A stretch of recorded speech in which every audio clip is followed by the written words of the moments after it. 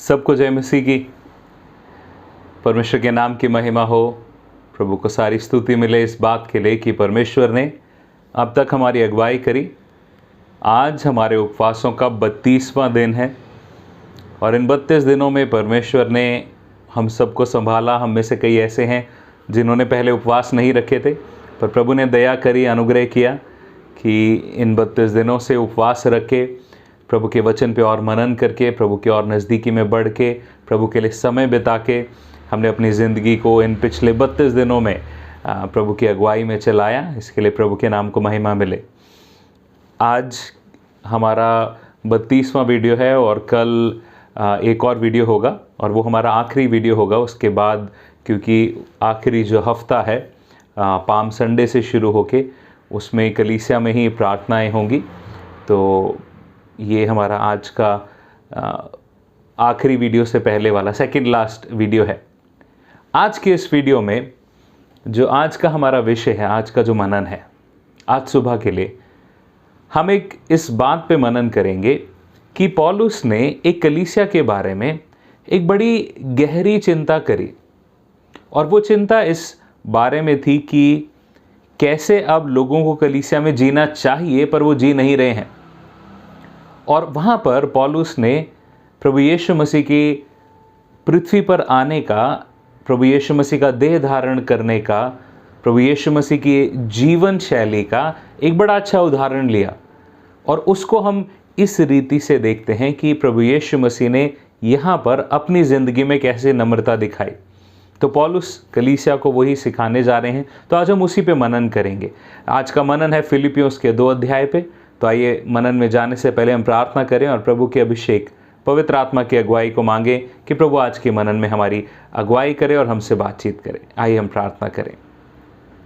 प्यारे पिता, प्रभु यीशु के पवित्र और सुंदर और मीठे नाम से आपसे मांगते हैं परमेश्वर कि आपकी बरकत हो, आपकी रूहानी बरकत प्रभु, आपके वचन की बरकत हमारी ज़िंदगियों में हो। हमें ज़रूरत है, हम प्यासे हैं परमेश्वर, अपने वचन से आप हमारी प्यास बुझाएं, हमें तृप्त करें प्रभु जी। हम मांगते हैं परमेश्वर आज के मनन में अपनी पवित्र आत्मा की सामर्थ्य से आप हमसे बात करें, हमें तैयार करें, हमें मजबूत करें प्रभु। जहाँ जहाँ कमी है परमेश्वर पिता, वहाँ वहाँ आप हमें सुधारें। हमारी ज़िंदगियों को प्रभु जी आप निखारें हर दिन और प्रभु योग्य बनाएं आपके लिए, आपके नाम के लिए, आपकी महिमा के लिए। हमसे बात करें पिता, प्रभु यीशु मसीह के पवित्र नाम से मांगते हैं, आमीन।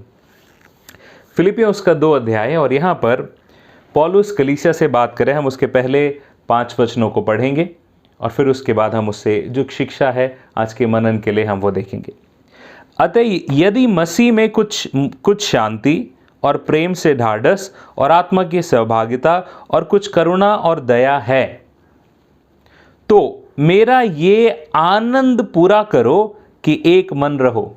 जब कलीसिया एक मन होती है तो परमेश्वर को तो आनंद है ही है, पर ज़्यादा आनंद जो सामने देख सकता है या जो महसूस करता है ज़्यादा आनंद, वो है चरवाहा जो कलीसिया का अगुआ है। जैसे मैं पासवान हूँ, यदि कलीसिया में हम सब एक मन रहते हैं तो उसमें पासवान को, पास्टर के लिए वो बड़े आनंद की बात है। और यही चीज़ पौलुस कलीसिया को कह रहा है, क्योंकि शायद उस कलीसिया में जो एकता होनी चाहिए, वो एक मन होना चाहिए लोगों को, वो है नहीं। तो पौलुस कह रहे हैं कि मेरा ये आनंद पूरा करो कि एक मन रहो और एक ही प्रेम, एक ही चित्त और एक ही मनसा रखो। अब यहाँ से शिक्षा शुरू होती है। यहाँ तक तो पौलुस ने अपनी उम्मीद, अपनी इच्छा बताई। 3रे वचन में पौलुस कहते हैं, विरोध या झूठी बढ़ाई के लिए कुछ ना करो, पर दीनता से एक दूसरे को अपने से अच्छा समझो। कलीसिया के अंदर जब भी झगड़ा होगा या जब भी बैर होगा, तनाव होगा, मुश्किलें होंगी, उसका एक ही कारण है कि हम अपने आप को, अपने अहम को कलीसिया से ज़्यादा बड़ा मानते हैं।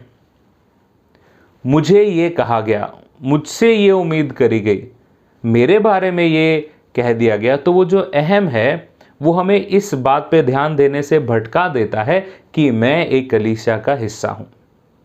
यहाँ पर पौलुस भी बात कर रहे हैं, कुछ लोगों को यहाँ पर डांट के सिखाया जा रहा है कि विरोध के लिए या झूठी बड़ाई के लिए कुछ मत करो। कई लोग कलीसिया में ऐसा करते हैं, कि अपनी बड़ाई के लिए तो बहुत सारी बड़ी बड़ी बातें करेंगे, परंतु वो जो उनकी मनसा है, जो उनकी लालसा है, वो कलीसिया में एक मन होकर सबकी उन्नति की नहीं है। मेरे प्रियो, कलीसिया में कुछ लोग ऐसे हैं जो बहुत अमीर हैं, कुछ लोग ऐसे हैं जो बहुत गरीब हैं, कुछ लोग ऐसे हैं जो अनपढ़ हैं, कुछ लोग ऐसे हैं जो पढ़े लिखे हैं, कुछ लोग ऐसे हैं जिनको हंसना बहुत पसंद है, कुछ लोग बड़े गंभीर हैं, कुछ लोग ऐसे हैं जो हर काम में तुरंत से आगे आते हैं, कुछ लोग ऐसे हैं जो थोड़ा सा पीछे रहते हैं। अब मैंने ये दोनों चीज़ों के दोनों छोर बता दिए, अमीर गरीब, ऊंचा नीचा, बड़ा छोटा, खेल कूद वाला, शांत रहने वाला, गुस्से वाला, हंसमुख। ये सारे अलग अलग लोगों का व्यक्तित्व है। परमेश्वर की नज़रों में सिर्फ एक ही रीति से परमेश्वर लोगों को देखता है कि क्या वो व्यक्ति मेरी संतान है या अभी नहीं बना है। परमेश्वर नहीं देखता कि कौन अमीर है कौन गरीब है, ये हम लोग देखते हैं। इसीलिए पौलुस क्या कह रहे हैं कि विरोध और झूठी बढ़ाई के लिए कुछ मत करो, पर तुम अपने आप की बजाय दूसरे को अपने से बेहतर समझो। ये एक चीज है जो नए नियम में आज्ञा दी गई। प्रभु यीशु मसीह ने भी आज्ञा दी थी, याद रखें। प्रभु यीशु मसीह ने जो आज्ञाएं दी उसमें बहुत सारी बातें प्रभु ने ऐसी कही जो हमारे बड़ी कठिन हैं ग्रहण करनी। मत्ती उसका 7 अध्याय 12 वचन में प्रभु यीशु मसीह ने कहा, जैसा तुम चाहते हो दूसरे तुमसे व्यवहार करें, वैसा ही तुम भी उनसे व्यवहार करो। उसी बात को प्रभु पौलुस के द्वारा एक बार फिर और गहराई से बता रहे हैं कि अपने आप को, अपने अहम को खुश करने के लिए, अपनी बढ़ाई के लिए कुछ मत करो, परंतु दूसरों की बढ़ाई के लिए करो। एक कलीसिया में हम जो अपने आप को मसीह कहते हैं, हमारे लिए ज़रूरी होना चाहिए कि हम अपनी ज़िंदगी में दिखाएं कि हम मसीह हैं। और पौलुस भी, जब पौलुस ने उनको डांट दिया, पौलुस उनको बता रहा है कि दीनता से एक दूसरे को अपने से अच्छा समझो। फिर 4 वचन में, हर एक अपने ही हित की चिंता नहीं करे वरन दूसरों के हित की भी चिंता करो। अपनी ही चिंता मत करो कि मुझे क्या फ़ायदा होगा, मेरे लिए मुझे इससे क्या मिलेगा, परंतु दूसरों को इससे क्या मिलेगा, मेरे काम से, मेरे यहाँ होने से मैं किसी के लिए आशीष कैसे बन पाऊंगा। और अब फिर पौलुस बताता है कि वो क्यों कह रहा है ये, क्योंकि संसार में, समाज में तो ऐसी बातें नहीं होती। समाज में तो सबको अपना सोचना है ताकि हम बढ़े, मेरा रुतबा बढ़े, मेरा नाम बढ़े। और फिर पौलुस बताते हैं कि तुम्हारा व्यवहार सब बातों में मसीह यीशु के जैसा होना चाहिए। यदि हम अपने आप को मसीह कहते हैं तो हमारा व्यवहार, हमारी बातचीत, हमारा रहन सहन, हमारा दूसरों के प्रति बर्ताव वैसा होना चाहिए जैसा मसीह का था। और प्रभु यीशु मसीह का स्वभाव कैसा था, वो पौलुस इस आगे 6 वचन से लेकर 11 वचन तक समझाते हैं। और इसमें पहले 3 वचनों को सुने। 5 वचन में लिखा है, जैसा मसीह यीशु का स्वभाव था वैसा ही तुम्हारा भी स्वभाव हो, जिसने, यानी प्रभु यीशु मसीह ने, परमेश्वर के स्वरूप में होकर भी परमेश्वर के तुल्य होने को अपने वश में रखने की वस्तु ना समझा, वरन अपने आप को शून्य किया, और ऐसा शून्य किया कि दास का स्वरूप धारण किया और मनुष्य की समानता में हो गया, और मनुष्य के रूप में प्रकट होकर अपने आप को दीन किया, और यहां तक आज्ञाकारी रहा कि मृत्यु, हाँ, क्रूस की मृत्यु भी सह ली। इन 3 वचनों में पौलुस याद दिला रहे हैं कि प्रभु यीशु मसीह कौन है और उन्होंने आपके और मेरे लिए क्या किया, कलीसिया के लिए क्या किया। मैं काफ़ी साल पहले चेन्नई में जब मैं था तो मैं चर्च में इसी वचन से प्रचार कर रहा था, और वहाँ पर मैं समझाना चाह रहा था कि दीनता का मतलब क्या है, क्या दीनता प्रभु यीशु मसीह ने यहाँ पर करी। पहले वचन में लिखा है कि जिसने परमेश्वर के स्वरूप में होकर भी प्रभु के तुल्य रहने को अपने वश में रखने की चीज नहीं समझा। मतलब वो परमेश्वर था और परमेश्वर के तुल्य है। आदि में वचन था, वचन परमेश्वर के साथ था, वचन ही परमेश्वर था, पर इस बात को उन्होंने अपने वश में रखने की बात नहीं समझी, परंतु अपने आप को नम्र करके वो इस पृथ्वी पर आ गए, एक दास का रूप धारण किया और मनुष्य की समानता में, जिसको प्रभु ने बनाया था उसकी समानता में आ गए। ये बात समझाने के लिए मैं जब चेन्नई में से प्रचार कर रहा था तो मैंने जवानों में से एक लड़के को बुलाया, सामने बुलाया, और मैंने उसको बोला, बेटा मैं अब कुछ भी करूं, मैं आपको हिदायत दे रहा हूं, आपको मैं ये समझा रहा हूं कि जो कुछ भी मैं करूं आपने हिलना नहीं है। जो मैं करूं मुझे करने देना, मैं आपको हानि नहीं पहुंचाऊंगा, आपने हिलना नहीं है। मैंने उसको वहां खड़ा किया, मैं अपने घुटनों पे गया और मैंने अपने हाथ से उसके जूते साफ कर दिए। तो जैसे ही मैं अपने हाथ से उसका जूता साफ करने लगा, उसका पांव हिल गया कि अरे पास्टर जी मेरे जूते को साफ कर रहे हैं, वो भी अपने हाथ से। वो जैसे ही मैंने किया वो थोड़ा सा घबरा गया, उसने पैर हिलाने की कोशिश, मतलब हिलाना चाहा, पर उसने हिलाया नहीं क्योंकि मैंने आज्ञा दी थी। फिर मैं उठा और मैंने उसका चेहरा देखा, उसका चेहरा परेशान था कि अरे पास्टर जी ने ऐसे कैसे कर दिया, मैं कैसे पास्टर जी को ये अलाउ कर सकता हूं कि वो मेरे पैर को छू लें या मेरे जूते को ऐसे साफ कर दें। मैंने कहा कि ये अगर मैं किसी और के लिए करना चाहूं तो क्या आप मुझे करने देंगे? सबने एक मत एक साथ कह दिया, नहीं नहीं बिल्कुल नहीं करने देंगे। पर प्रभु यीशु मसीह ने स्वर्ग को छोड़कर वो इंसान बन गया, वो असीम परमेश्वर। उसके लिए कोई सीमाएं नहीं थी, ना समय की, ना जगह की, ना स्थान की, ना भूख की, ना नींद की, किसी चीज की कोई सीमा नहीं थी। पर वो परमेश्वर ने मनुष्य रूप धारण किया आपके और मेरे लिए। अब यही उम्मीद परमेश्वर हमसे भी करता है कि हमारा व्यवहार वैसा होना चाहिए जैसा प्रभु यीशु मसीह का था।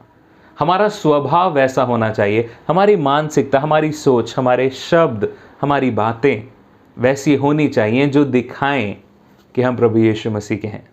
मेरे प्रियो, कलीसिया में जब हम हैं तो ये हमारी जिम्मेदारी है कि हमारी हर बात से जो कोई भी कलीसिया में आता है वो प्रभु यीशु मसीह को देखने पाए, प्रभु यीशु मसीह को सुनने पाए, प्रभु यीशु मसीह से बात करने पाए, प्रभु यीशु मसीह के आसपास बैठने पाए। आप कहेंगे ये कैसे होगा पास्टर जी? प्रभु यीशु मसीह के आसपास कैसे बैठेगा? जब कोई व्यक्ति हम में प्रभु यीशु मसीह को देखेगा, जब प्रभु यीशु मसीह को हमारी बातों में सुनेगा, वो है प्रभु यीशु मसीह के असली चेले होने का मतलब। हमारे स्वभाव से लोग प्रभु यीशु मसीह को देख पाएंगे। जिस तरह से प्रभु यीशु मसीह ने कहा, जिसने मुझे देख लिया उसने पिता को देख लिया। यदि हम अपनी जिंदगी को वचन के अनुसार मसीह जैसा स्वभाव हम में होगा तो लोग देख कर कहेंगे ये मसीही लोग हैं। हमें बताना नहीं पड़ेगा और उन बातों के द्वारा परमेश्वर को महिमा मिलेगी, आपके पासवान को खुशी मिलेगी, पासवान का आनंद पूरा होगा और सबसे बढ़ के हम बहुतों के लिए एक आशीष का, गवाही का, सुसमाचार प्रचार का कारण बनने पाएंगे।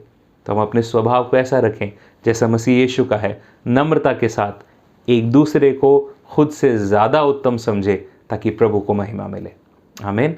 आइए हम प्रार्थना करें। प्यारे पिता, हमारी अगुवाई करें प्रभु, ताकि हम अपनी ज़िंदगियों में परमेश्वर जैसा प्रभु यीशु मसीह आपका स्वभाव था वैसा ही हमें भी होने पाए, कि हम दूसरों को खुद से उत्तम समझे, खुद से बेहतर समझे और उसी स्वभाव के साथ जिएं और बात करें।